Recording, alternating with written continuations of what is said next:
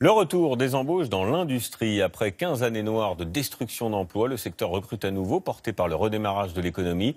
La profession annonce même 250 000 créations de postes sur les 6 ans qui viennent. Pauline Forgue nous explique tout avec David Dameda et notre bureau à Lille.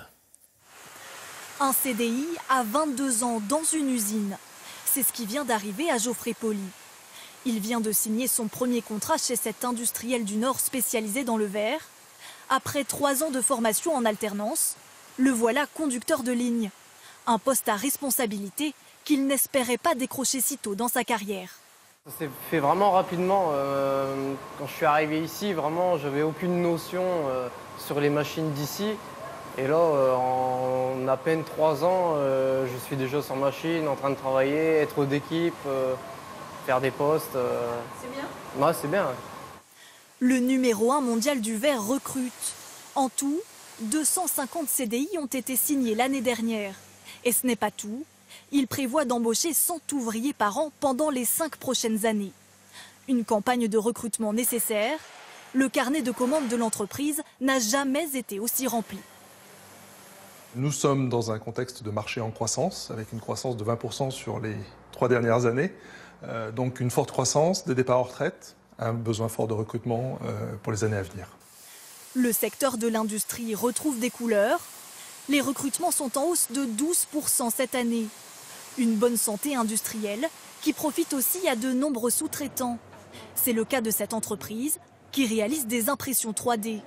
50 postes sont à pourvoir, mais pas toujours évident de trouver les bons candidats.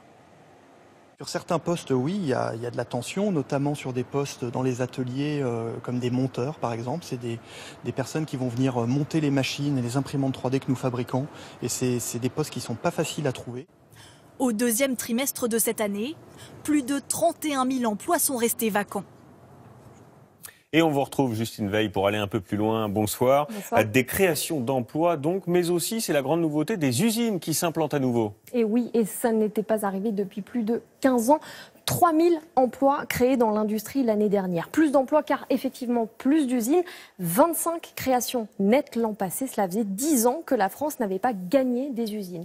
Et les perspectives sont de bon augure puisque depuis le début de l'année, d'importants projets avec beaucoup d'emplois à la clé ont été annoncés.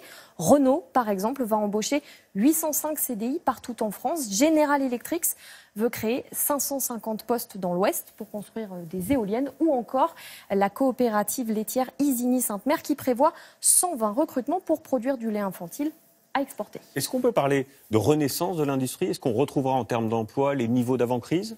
Alors, il est plus juste de dire que l'hémorragie s'est arrêtée, car nous avons perdu, vous le voyez, 1 million d'emplois dans l'industrie entre 2001 et 2016. Et la France compte toujours 600 usines de moins qu'au début de la crise en 2008. L'industrie est donc loin d'avoir totalement retrouvé la santé, contrairement à notre voisin allemand, par exemple, qui a créé 500 000 emplois dans l'industrie l'année dernière. Sacrée différence. Merci, Justine, pour ces explications.